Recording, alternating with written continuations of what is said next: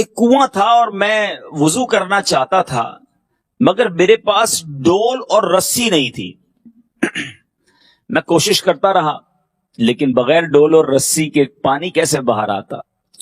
پریشان تھا کہ برابر میں ایک گھر تھا، اس کی چھت پر ایک مدنی منی، ایک چھوٹی سی لڑکی تھی۔ اس نے مجھے دیکھا اور کہا کہ آپ کیوں پریشان ہیں، کیا تلاش کر رہے ہیں؟ آپ نے کہا ڈول اور رسی تلاش کر رہا ہوں، کیونکہ کنواں تو ہے لیکن پانی نکالوں تو نکالوں کیسے؟ اچھا، مدنی منی نے کہا آپ کا نام کیا ہے؟ کہتا میں نے نام بتایا، محمد بن سلیمان جزولی۔ کہا اچھا، آپ وہی ہے جن کی شہرت کے ڈنکے بجتے ہیں، ساری دنیا میں آپ کا نام ہے اور آپ کا حال یہ ہے کہ آپ پانی نہیں نکال سکتے کنویں سے، یعنی ڈول اور رسی نہیں تو پانی ہی نہیں نکال پا رہے آپ۔ اب اس مدنی منی نے کیا کیا، مکان کی چھت سے ہی اس کنویں میں تھوک دیا۔ اس مدنی منی کا تھوکنا تھا کہ کمال یہ ہوا کہ کنویں کا پانی جو ہے وہ اوپر آنا شروع ہو گیا، اتنا اوپر آیا کہ پانی چھلکنے لگا۔ اب حضرت نے وضو کر لیا۔ اب جب وضو کر کے فارغ ہوئے تو اس مدنی منی سے پوچھتے ہیں کہ سچ بتاؤ یہ کمال کیسے حاصل کیا تم نے کہ تمہارے تھوک کی برکت سے کنویں کا پانی اوپر آ گیا؟ تو مدنی منی کہتی ہے کہ میں درود پاک پڑھتی ہوں، یہ اسی کی برکت سے ہوا ہے۔ اب درود پاک کی برکت سن کر محمد بن سلیمان جزولی رحمت اللہ تعالی علیہ فرماتے بس ادھر ہی میں نے نیت کر لی کہ درود پاک کے متعلق کتاب لکھوں گا، اور کیا کمال کتاب لکھی کہ دلائل الخیرات لکھی۔ اور دلائل الخیرات شریف کے جو مصنف حضرت محمد بن سلیمان جزولی ہیں، ان کے بارے میں آتا ہے کہ جب ان کا وصال ہو گیا تو ان کی قبر سے مشک کی خوشبو آیا کرتی تھی۔ اب میٹھے اسلامی بھائیوں، واقعے سے کیا سیکھنے کو ملا کہ درود پاک اگر کثرت سے پڑھنے والا ہو، درود پاک سے سچی محبت کرنے والا ہو تو اس کے کام ایسے کام بھی بن جاتے ہیں جو بظاہر انسان سمجھتا ہے کہ یہ کیسے ہوگا، بڑی مشکل میں ہوں، بڑی پریشانی میں ہوں، لیکن سرکار علیہ الصلوۃ والسلام پر درود پڑھنا یہ بے شمار برکتیں لاتا ہے۔ گویا یوں سمجھیے کہ آپ کسی مشکل میں ہیں، پریشانی میں ہیں، رحمتوں برکتوں کے کنویں سے برکت تو حاصل کرنی ہے مگر اسباب کی ڈول اور رسی نہیں ہے۔ اگر درود پاک کی کثرت ہوگی تو انشاءاللہ آپ بھی رحمتوں اور برکتوں کے کنویں سے سیراب کر دیے جائیں گے۔ محبت اور شوق کے ساتھ درود پاک پڑھنا اپنا معمول بنائیے۔ آئیے محبت کے ساتھ بآواز بلند درود پاک پڑھیں۔ صلو علی الحبیب صلی اللہ تعالی علی محمد صلی اللہ علیہ وسلم۔ میٹھے میٹھے اسلامی بھائیوں، مدنی چینل کے ناظرین، سرکار دو عالم صلی اللہ تعالی علیہ وسلم کا مبارک گھرانہ، پیارے آقا علیہ الصلوۃ والسلام کا مبارک خاندان، نبی پاک علیہ الصلوۃ والسلام بڑی عظیم ہستی ہیں، بلکہ عظمت کہتے کس کو ہیں؟ وہ سرکار علیہ الصلوۃ والسلام کی سیرت کو پڑھیں تو پتہ چلتا ہے۔ آج نبی پاک علیہ الصلوۃ والسلام اور آپ کے خاندان کے ایک ایسے وصف، ایک ایسی عادت کی طرف کچھ توجہ دیتے ہیں اور کچھ مدنی پھول حاصل کرتے ہیں۔ پہلے نبی پاک علیہ الصلوۃ والسلام کا مرتبہ، سرکار کا مقام، سرکار علیہ الصلوۃ والسلام کی بارگاہ الہی میں عزت کیا ہے، سبحان اللہ۔ اس سے بڑھ کر کیا کلام کریں کہ نبی پاک علیہ الصلوۃ والسلام رب کے حبیب ہیں، اور جب کوئی کسی کا حبیب ہو جائے نا تو جو محبوب کا ہوتا ہے وہی سب کچھ حبیب کا ہو جاتا ہے۔ یہ دنیا میں بھی ہے۔ مثال کے طور پہ آپ کا کوئی بڑا پسندیدہ ہو، آپ کا بیسٹ فرینڈ ہو، آپ کا کوئی قریبی رشتہ دار ہو، آپ کا بچہ ہو، آپ کے گھر کا کوئی فرد ہو جس سے آپ بڑی محبت کرتے ہو، جس سے سب سے زیادہ آپ پیار کرتے ہوں گے نا، پھر اس کے لیے آپ کا سب کچھ حاضر ہوگا۔ اور اس بات کو امام عشق و محبت اعلیٰ حضرت نے بڑے پیارے انداز میں سمجھا دیا، ایک شعر میں سمجھا دیا۔ اعلیٰ حضرت لکھتے ہیں، میں تو مالک ہی کہوں گا کہ ہو مالک کے حبیب۔ آقا میں تو آپ ہی کو مالک کہوں گا نا، کیونکہ آپ اللہ عز و جل کے حبیب ہیں۔ میں تو مالک ہی کہوں گا کہ ہو مالک کے حبیب، یعنی محبوب و محب میں نہیں میرا تیرا، یعنی محبوب اور محب اب میرا تیرا نہیں، جو محبوب کا ہے وہ محب کا ہے. اور اس حدیث قدسی سے بات اور سمجھ آ جائے گی کہ سرور کائنات صلی اللہ تعالی علیہ وسلم کا رب کی بارگاہ میں مقام کیا ہے. رب ارشاد فرماتا ہے لولاک لما خلقت الدنیا، اے محبوب اگر میں تم کو نہ پیدا کرتا تو دنیا ہی نہ بناتا. یعنی یہ زمین، یہ آسمان، یہ جنت، یہ سب کچھ، میں اور آپ، سب کچھ جو دنیا میں ہے وہ سرکار علیہ الصلوۃ والسلام کے صدقے ہے. آقا نہ ہوتے تو کچھ نہ ہوتا. اور اب یہ حدیث قدسی ذہن میں رکھ کر امام عشق و محبت اعلیٰ حضرت کا یہ شعر سنو. بچپن سے سنتے آ رہے تھے، مگر کمال دیکھیں اعلیٰ حضرت کا کہ جب بھی شعر لکھتے ہیں یا کسی آیت کی طرف اشارہ ہے یا کسی حدیث کی طرف اشارہ ہے یا کسی قرآنی واقعے کی طرف اشارہ ہے، کمال کرتے ہیں. اعلیٰ حضرت لکھتے ہیں وہ جو نہ تھے تو کچھ نہ تھا، وہ جو نہ تھے تو کچھ نہ تھا، وہ جو نہ ہو تو کچھ نہ ہو. اب یہ کیوں کہہ رہے ہیں وہ جو نہ ہو تو کچھ نہ ہو؟ ذرا دوبارہ سنیے حدیث قدسی لولاک لما خلقت الدنیا، اے محبوب اگر تم کو پیدا نہ کرتا تو دنیا ہی نہ بناتا. وہ جو نہ ہو تو کچھ نہ ہو. کیوں؟ ارے جان ہے وہ جہان کی، جان ہے تو جہان ہے، آقا ہے تو دنیا ہے، اگر آقا ہی نہ ہو تو سب کچھ نہ ہو. وجہ تخلیق کائنات ہے میرے آقا، جن کے سبب یہ تخلیق کائنات کی گئی. ٹھیک ہے، اچھا دنیا بھی نبی پاک کا صدقہ. اور محشر کے دن یہ جو ساری دنیا کو محشر کے میدان میں جمع کیا جائے گا اور سب ایک ایک کر کے نبیوں کے پاس جائیں گے. حضرت آدم کے پاس جائیں گے، حضرت موسیٰ کے پاس جائیں گے، حضرت عیسیٰ کے پاس جائیں گے، حضرت ابراہیم کے پاس جائیں گے، اور سب کہیں گے کسی اور کے پاس جاؤ، میں آج تمہاری کوئی مدد نہیں کر سکتا. اور پھر یہ سارا محشر نبی پاک علیہ الصلوۃ والسلام کے دربار میں حاضر ہوگا. تو کچھ لوگ بڑا پیارا سوال کریٹ کرتے ہیں کہ جب دنیا کو پتا ہے، کتابوں میں لکھا ہے کہ شافع روز محشر تو پیارے آقا ہیں، تو محشر کے دن کیوں جائیں گے سارے نبیوں کے پاس؟ بھائی آپ نے بھی سن لیا نا کہ بھائی شفاعت کرنی نبی پاک نے، تو ہم کیوں جائیں گے محشر کے دن حضرت آدم کے پاس؟ کیوں جائیں گے حضرت موسیٰ کے پاس؟ ڈائریکٹ نبی پاک کے پاس کیوں نہیں جائیں گے؟ ہائے ہائے ہائے ہائے. یہ بات بھی بڑے پیارے انداز میں مولانا حسن رضا خان صاحب سمجھاتے ہیں. فرماتے ہیں دکھائی جائے گی محشر میں شان محبوبی. یہ سارا کچھ جو کیا جا رہا ہے نا، یہ کسی مقصد کے تحت کیا جا رہا ہے. اب ڈائریکٹ سرکار کے پاس چلے جائیں، وہ اہمیت، وہ مقام پتہ نہیں چلتا. جب سب کے پاس جائیں اور سب کہیں میں نہیں کر سکتا، کسی اور کے پاس جاؤ ہیں، اور سرکار کہیں کہ میں میرے غلاموں تمہارے لیے موجود ہوں. دکھائی جائے گی محشر میں شان محبوبی کہ آپ ہی کی خوشی آپ کا کہا ہوگا. کہیں گے اور نبی اذهبوا الی غیری، میرے حضور کے لب پر انا لہا ہوگا.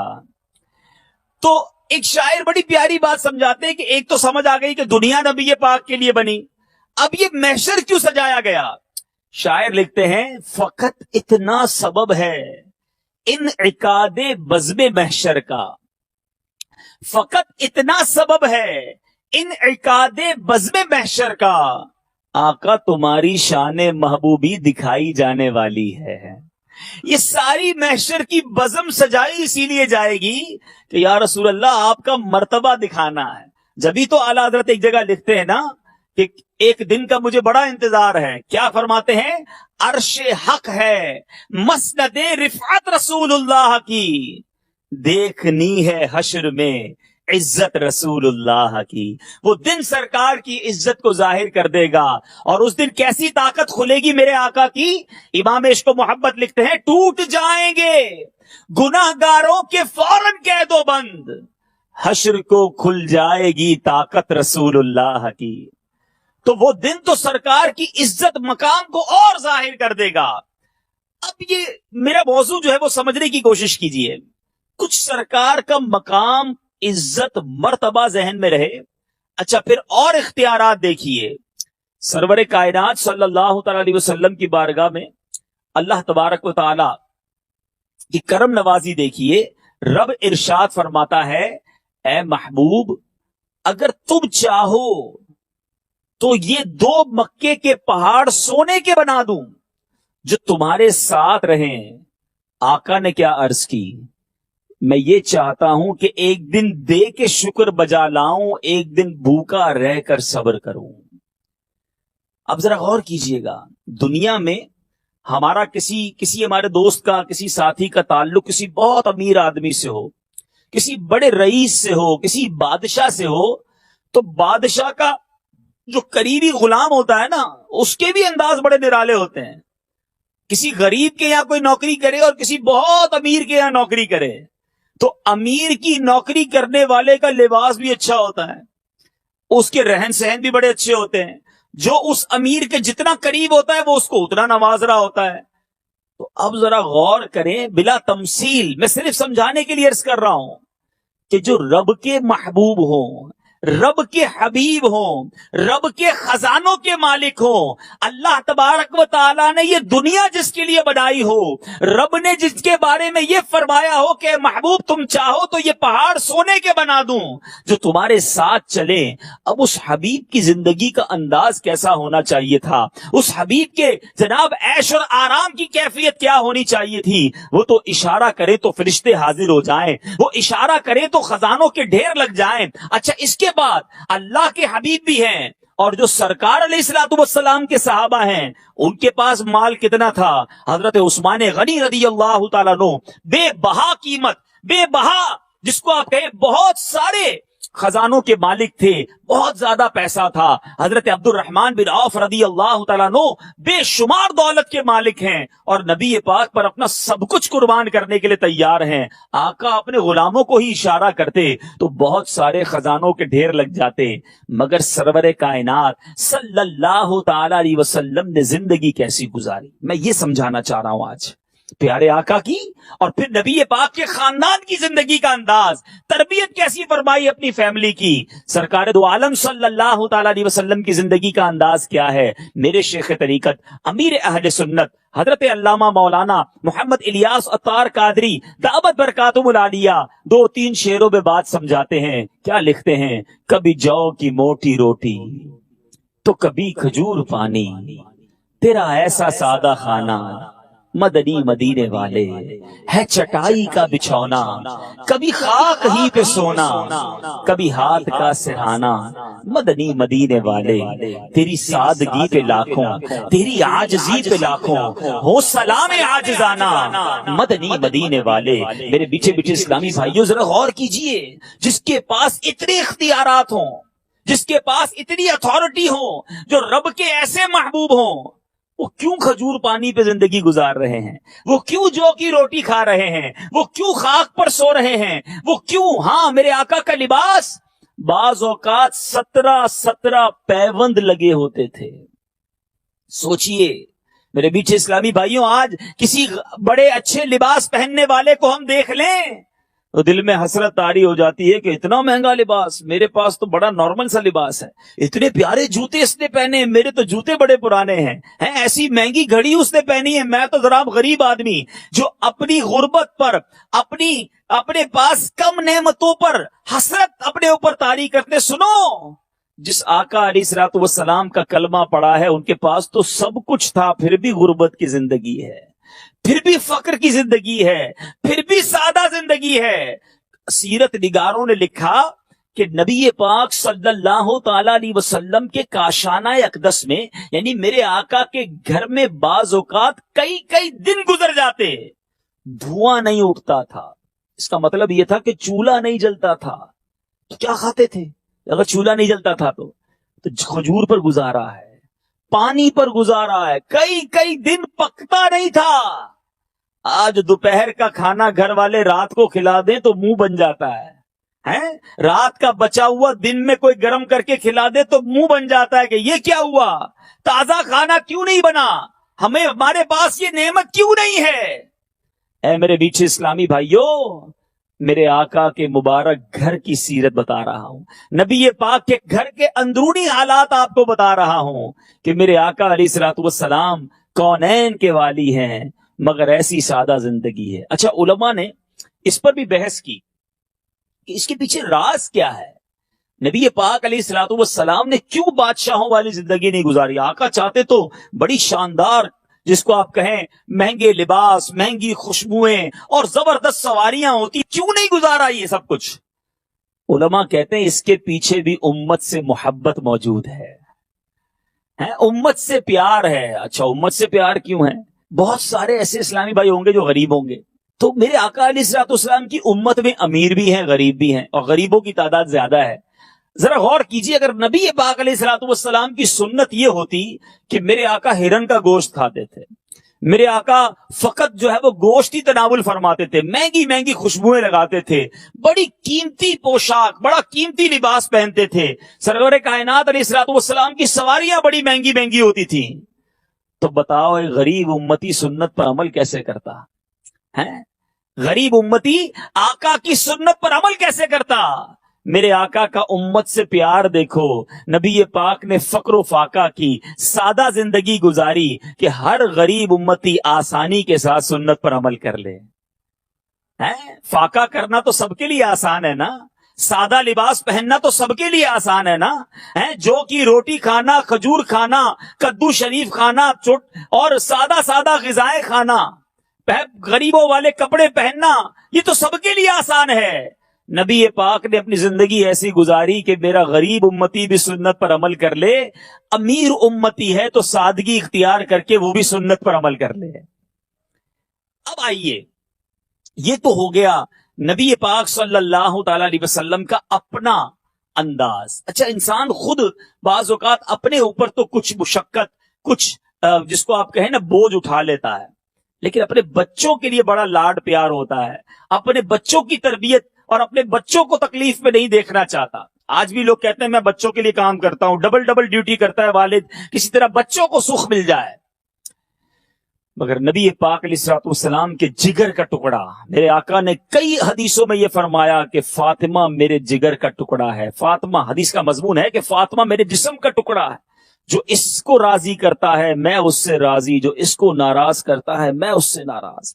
نبی پاک کی آنکھوں کی ٹھنڈک ہے بی بی فاطمہ، بی بی فاطمہ خاتون جنت رضی اللہ تعالیٰ عنہ کے بارے میں آتا ہے کہ جب بی بی فاطمہ نبی پاک علیہ الصلوۃ والسلام کے دربار میں آتی نا، بیٹی ہیں، میرے آقا استقبال کے لیے کھڑے ہو جایا کرتے تھے، خاتون جنت کا ہاتھ لیتے، ہاتھ چومتے، اور میرے آقا اپنی جگہ اپنی صاحبزادی کو بٹھاتے، اور پھر جب پیارے آقا بی بی فاطمہ کے پاس تشریف لے جاتے تو خاتون جنت کھڑی ہو جاتی، سرکار علیہ الصلوۃ والسلام کا ہاتھ چومتی اور اپنی جگہ پر بٹھاتی۔ باپ اور بیٹی کا پیار سیکھنا ہو تو نبی پاک علیہ الصلوۃ والسلام اور خاتون جنت کا یہ پیار دیکھیے، یہ ہم سب کے لیے درس ہے۔ آج بہت سارے قبیلے، بہت سارے گاؤں، بہت سارے جناب خاندان ایسے ہیں جہاں بچی پیدا ہو تو منہ بن جاتا ہے، بیٹا پیدا ہو تو مٹھائیاں تقسیم ہوتی ہیں، اور بچی پیدا ہو تو منہ بن جاتا ہے۔ بعض اوقات خاندان میں لڑائی، بلکہ ایسا بھی بدقسمتی سے ہوتا ہے کہ بیوی کو طلاق ہی اسی نے دی جاتی ہے کہ 3 بیٹیاں ہو گئی، بیٹا ہی نہیں ہو رہا، 4 بیٹیاں ہو گئیں۔ ارے اللہ کے بندوں، بیٹی تو اللہ کی رحمت ہے۔ ایک بات بتاؤ، کیا عورت کے اختیار میں بیٹا پیدا کرنا؟ کیوں عورت پر یہ سختی کرتے ہو؟ کیوں اللہ کی طرف سے اللہ کے فیصلوں پر اطمینان نہیں رکھتے؟ یاد رکھیں، رب جو چاہے جیسے چاہے عطا فرمائے، وہ قادر مطلق ہے۔ میری اور آپ کی کوئی حیثیت نہیں۔ جو بیٹیوں پر پریشان ہوتے ہیں ان کو دیکھیں جن کے بچے ہی نہیں ہوتے۔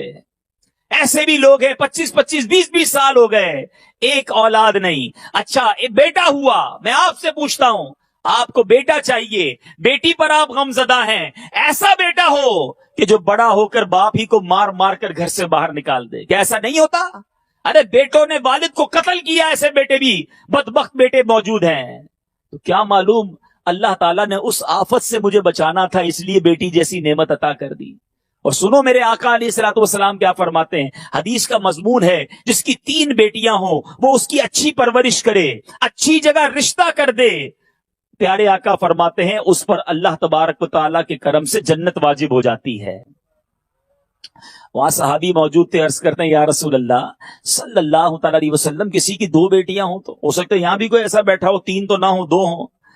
نبی پاک علیہ الصلوۃ والسلام نے فرمایا 2 بھی ہوں تو جنت واجب ہو جاتی ہے۔ اچھا، یہ روایت جب میں پڑھ رہا تھا نا، یہاں تک جب میں پہنچا تو میری الحمدللہ ایک بیٹی ہے، تو میں سوچنے لگا کہ 3 والے کو بھی جنت مل گئی، 2 والے کو بھی مل گئی۔ کرم دیکھیں، صحابی رسول نے وہیں ایک اور سوال کر لیا کہ حضور اگر کسی کی ایک بیٹی بھی ہو تو؟ اللہ کے حبیب نے فرمایا ایک بیٹی ہو تو بھی جنت واجب ہو جاتی ہے۔ اب سچ بتاؤ یار، بیٹی پیدا ہونے پر غم ہونا چاہیے یا خوشی ہونی چاہیے کہ یہ تو جنت کا ٹکٹ ہے؟ اگر اس کی تربیت کر لی جائے، اس کے ساتھ اچھا برتاؤ کر لیا جائے، اللہ کی رضا کے انداز سے اس کی تربیت کرنے میں، ہاں تربیت پھر سنت کے مطابق کرنی ہے، پردہ بھی سکھانا ہے، ادب بھی سکھانا ہے، نمازی بھی بنانا ہے، پھر انشاءاللہ یہ بیٹی آپ کے لیے اللہ نے چاہا جنت کا سامان بنے گی۔ ایک اور حدیث پاک سنا کر بات آگے بڑھاتا ہوں۔ نبی پاک علیہ الصلوۃ والسلام نے فرمایا بیٹیوں کو برا نہ کہو، حدیث کا مضمون ہے، بیٹیوں کو برا نہ کہو، بے شک میں بھی بیٹیوں والا ہوں۔ کمال بات ہے یار، نسبت کو نبی پاک اپنی طرف فرمائے کہ میں بھی بیٹیوں والا ہوں۔ ارے بیٹی ہونے پر تو خوشی ہونی چاہیے ہے؟ تو میٹھے اسلامی بھائیوں، بیٹی پیدا ہو تو غم نہ کریں، اللہ کی رضا پر راضی رہیں، اور کونین کے والی صلی اللہ تعالی علیہ وسلم سے سیکھیں کہ اپنی بیٹی کے ساتھ کیسی شفقت اور کیسا برتاؤ تھا، اتنی محبت، اتنا پیار۔ مگر بیٹی کی تربیت کیسی ہے؟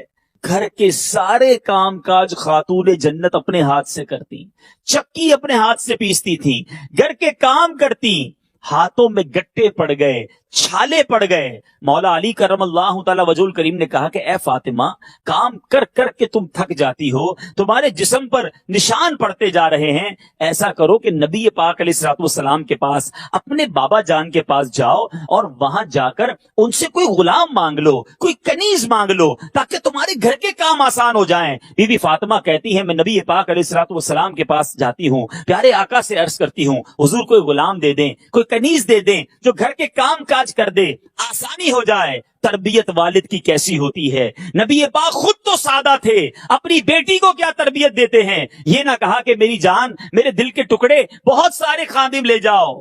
آقا علیہ الصلوۃ والسلام نے فرمایا جس کا مضمون ہے اے بیٹی، اپنے گھر کے کام کاج اپنے ہاتھ سے کیا کرو، کام کر کے جب تھک جاؤ تو 33 بار سبحان اللہ، 33 بار الحمدللہ، 34 بار اللہ اکبر کہہ لیا کرو، تمہاری تھکن دور ہو جایا کرے گی۔ اے میرے میٹھے اسلامی بھائیوں، یہ ہے تربیت میرے آقا علیہ الصلوۃ والسلام کی اپنی شہزادی کو، جو شہزادی کونین ہیں، جو جنتی عورتوں کی سردار ہیں۔ ارے یہ کیسے لوگ تھے کہ جو جنت کے مالک تھے مگر دنیا میں سادہ زندگی ہے، کھانا پینا بھی تھوڑا ہے، بعض اوقات خاتون جنت کے گھر میں بھی فاقے ہوا کرتے تھے۔ میرے میٹھے اسلامی بھائیوں، میں عرض یہ کرنا چاہ رہا ہوں، دیکھو کیسا گھرانہ میرے حضور کا ہے، کیا گھرانہ میرے حضور کا ہے۔